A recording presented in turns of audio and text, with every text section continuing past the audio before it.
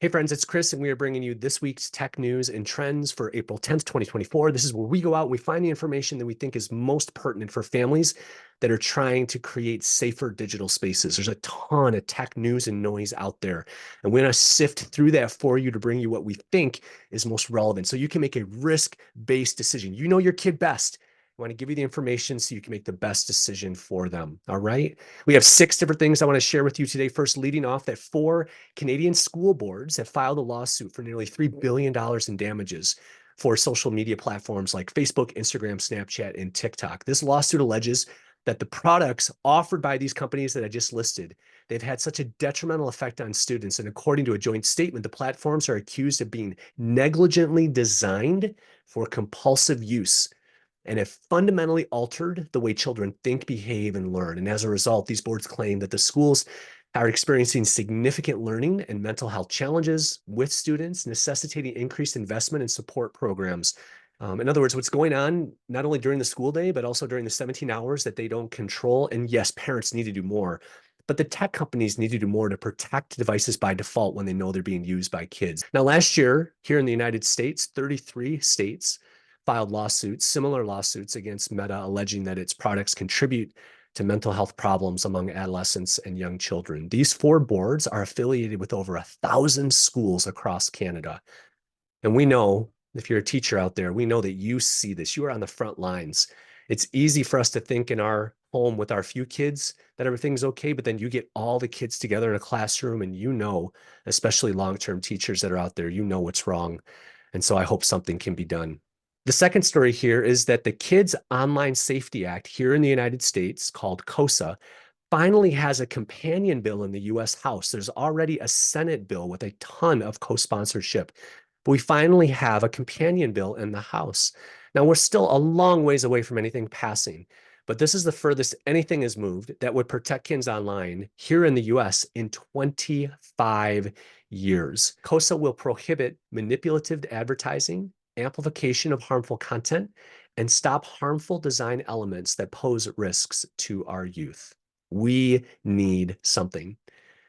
Story number 3 is that TikTok is gearing up to challenge Instagram with a new photo sharing app currently known as TikTok Notes. Now, we don't know much about this. They haven't even settled on a design or a release date, but they've announced a platform within TikTok to share images and written content. It's been in the works for a while, kind of like a hybrid between Instagram and Twitter. All I know is whatever they call it or however it gets released, we don't need another place to share information with each other. But when it comes out, we will be sure to let you know. So subscribe so that you can find out when it's out there. 4, and this story is just crushing. It builds on what we've been talking about related to deepfake technology. Now, back in October, we reported on a group of brave 10th grade girls at Westfield High School who are fighting back against the use of AI used by male peers to create and circulate sexually explicit images of them. Now, according to families, now 5 months later, the school has done almost nothing to publicly acknowledge the manipulative images or to revise school policies to prevent this. In fact, their superintendent went as far as saying, and this is from Mr. Raymond Gonzalez, all school districts are grappling with the challenges and impacts of AI and other technology available to students. In other words, we're not going to do anything, which is just a horrible response. Now, unfortunately, this issue is prevalent throughout the US and around the world. Boys in several states here have used widely available notification apps, and this is happening in every country. They're taking photos of clothed female classmates, and they're attending events like proms and other things just out in the public, and they're being converted into graphic, convincing-looking nude pornographic images with exposed AI-generated breasts and genitalia and everything. I mean, the AI can do anything it wants. These explicit and illegal images are often shared then in lunchrooms, and the buses, and in group chats on Snapchat and on Instagram, according to the reports. Now, on the other side of this, we have Dr. Brigi, a superintendent from Beverly Vista Middle School in California, who's actually trying to own this. He's urging schools and lawmakers to act swiftly because students are feeling unsafe. He, on quote here, said, "You hear a lot about physical safety in schools, but what you're not hearing about is this invasion of students' personal, emotional safety." And he is spot on. Now, there isn't a one-size-fits-all solution here, but we have a guide to deep fakes that offers families 15 steps that you can take to try to mitigate that risk, and you'll find that linked down below. Next here, number 5, I'm excited to report that Maryland has passed the United States' second age-appropriate design code following California. The Maryland Kids Code aims to prohibit social media, video games, and other platforms from tracking individuals under age 18, from using manipulative techniques like auto-playing videos or flooding children with notifications. These regulations are awaiting approval from Governor Wes Moore, a Democrat who has not publicly disclosed his position. And this bill follows the UK design code model, which is really the global template. Every country should adopt what is already in place. The UK is showing us how. Now, the California bill, which is similar to Maryland, has faced legal battles on First Amendment grounds, primarily opposed by tech coalitions that represent Silicon Valley. No surprise that they're in opposition to that.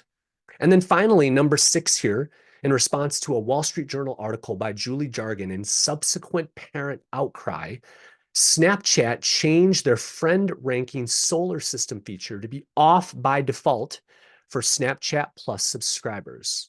But here's the problem. The feature is still there, and it's still causing anxiety and drama for teens. Now, we're glad that a ton of parents reached out, and we're glad that Snapchat, did something, but this doesn't solve the issue that Snap is causing. Some teen users are buying Snap Plus just for this feature alone. It doesn't matter if it's on or off. They're going to turn it on. In fact, Isaac from the Protect Young Eyes team, he talked to a group of teens just last night who confirmed that kids are still using it and it's still causing issues. Disabling it by default is like taking something dangerous away from a baby just to set it on the ground next to them. And why isn't this feature included in Snap's Family Center? Shouldn't caring parents be able to shut off and keep off this harmful feature? Friends, during a time when teen lives need more stability, Snap once again proves that they are social media and they are also part of the problem. Friends, there you go. That is this week's tech news and trends. Stay connected and we'll keep you informed.